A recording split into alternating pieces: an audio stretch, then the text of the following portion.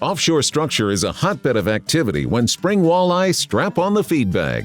Let's join Fish Head's Jon Thelen for tips to help you get in on the action.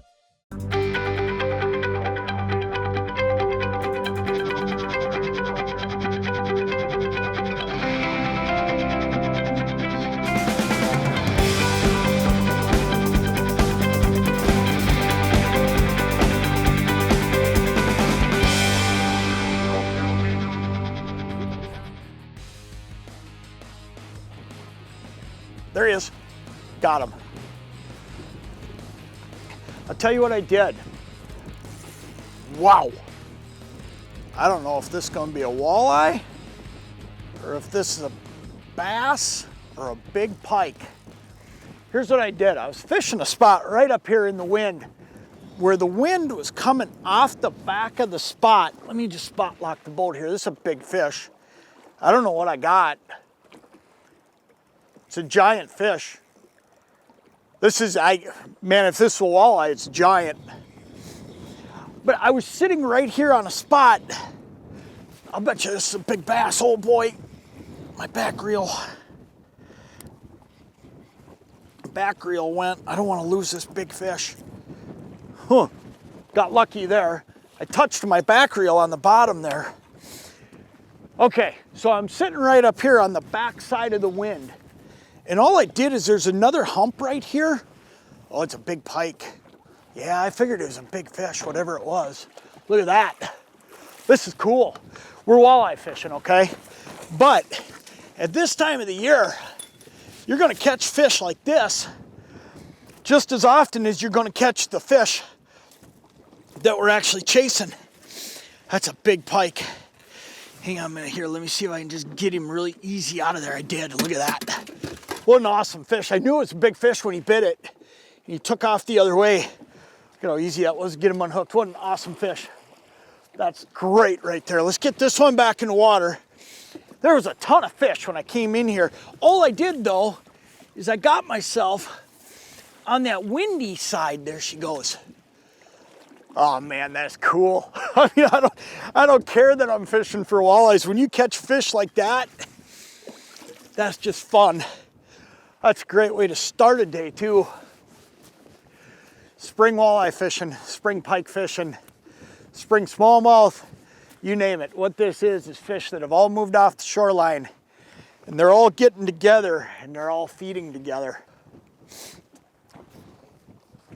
You know, when it really comes down to it, I'm just fisherman at heart. I just like catching fish. I'm not necessarily a walleye snob or anything like that. I'll tell you, I just like catching whatever bites the end of my line. That right there, that's just fun.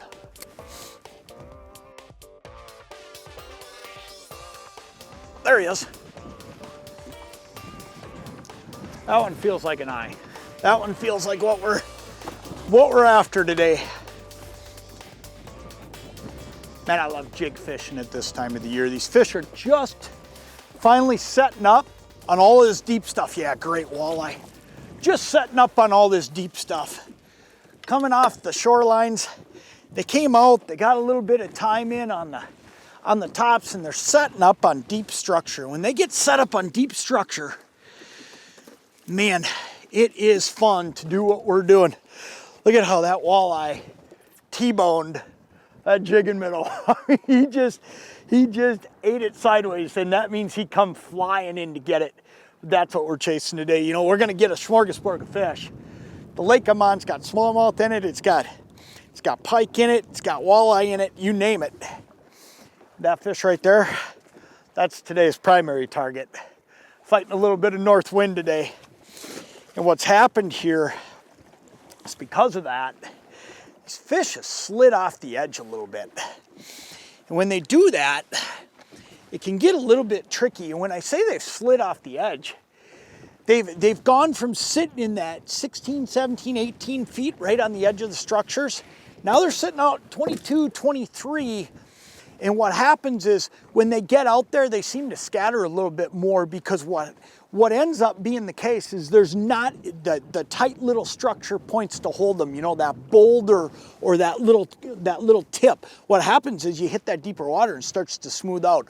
So what I'm doing is I'm just working around structures. Now here's the thing, there's a point right up there that's got the wind coming off it, an underwater point, and there's a point that I'm sitting on right here that's got the wind coming into it. And they're 50 yards apart. And I started right up here this morning, I've slid down here. There's fish on that one, and you'd like to think, well, they want to be on the windy side, but in a cold front, it doesn't really mean that that's going to happen, and here's why. Those fish are just looking for the nearest deep water because they just go lay down in that rest mode. So those fish have just slid off on the downwind side. These fish have just slid off on the upwind side. So all I'm doing right now is working back and forth between these 2 points, trying to just dial in where I can catch a fish here, a fish there, as I move around and find these fish that have just slid out into that deeper stuff right off the ledge.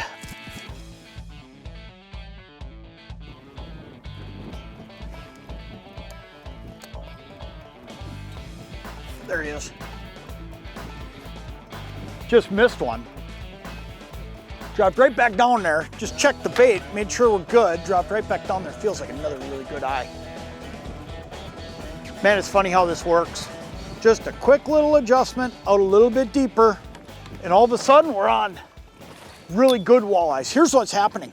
Your better walleyes that might have been a little bit more bothered by that cold front, they were out deep this morning, okay? We were seeing them in 21, 22, having a little harder time catching them, catching a lot more of those smaller size eaters. And now as the day wears on, man, you can see, I mean, look at how he's got that. I mean, right up in that upper lip, that eye came up and he smacked it hard. Let me show you what I'm using and explain to you a couple different options that you got when you're jigging. That's a great fish right there. That's awesome. Man, I love jig fishing. There's, as far as I'm concerned, there ain't a whole lot more fun than jig fishing when you get to feel that thunk. I mean, that fish just killed it. Let me show you what I'm using here. There's a couple things I've been doing. Number one, I started my morning fishing a Lindy live bait jig. And the reason I was fishing that jig is because it's got a big wide gap hook, okay? Now when those fish were going really crazy this morning for a little bit, and some of them were smaller fish, but they were going real good. I want that wider gap hook, and it was fine just kind of hooking them up through the skull. But what's happened is kind of on and off today. I've seen the bite get really strong and then really finicky, and it goes back and forth. And again, that just has to do with the weather front coming through here. So what I did, that's a Lindy live bait jig right there, okay? And I fish that one a lot. But then what I did, when the bite got a little finicky and I missed a few fish and I brought up a half a minnow a couple times, I just went to a Lindy jig. Now what this Lindy jig has different, it's got a longer hook. So I was able to slide that minnow further up the collar of the jig, and as soon as I did that, all of a sudden I'm smoking a few more fish. I'm not missing quite as many. So ultimately, have both, because there's certain days where there's wide gap and that Lindy live bait jig is going to be better, especially when you're moving.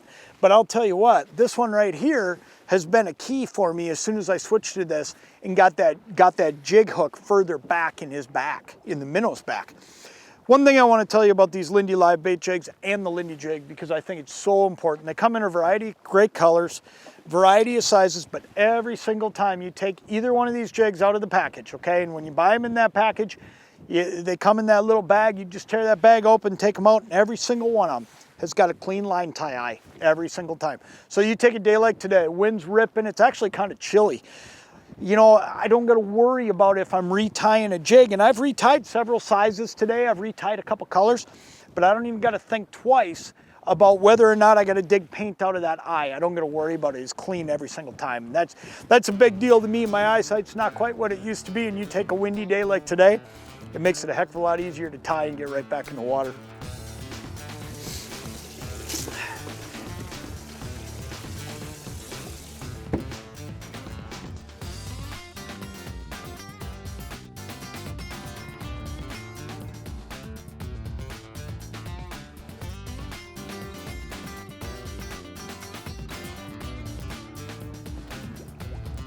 Got them. There are so many fish out here. I slid out. These fish have moved out again. I mean, it's back and forth. And that's a good eye. Look at that. You know, That's the thing that sometimes happens in these cold fronts is these fish, they're back and forth and they'll go up and they'll feed. They won't be up there long because they just don't need to be up there long. They're just not aggressive. And look at that. I mean, that eye right there, that's a great fish. I mean, we've caught a whole variety of fish today. I mean, we've gotten great eater size fish, we've gotten small fish, we've gotten big pike.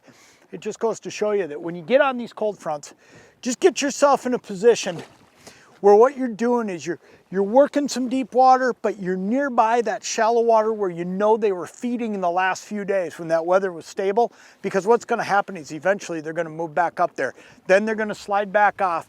You're gonna need to be looking in more places. So yesterday, I guarantee you, these fish were up and feeding all day long in that stable weather, but when the temperature dropped 20 degrees overnight, it got cold and the wind went north, they just got skitterish. They get off the side, they move around a little bit more, and you just gotta keep up with them. If you keep up with them, I'll tell you what, you can catch fish even in a cold front. Doesn't make any difference. Don't stay home. Get out there and just chase them down.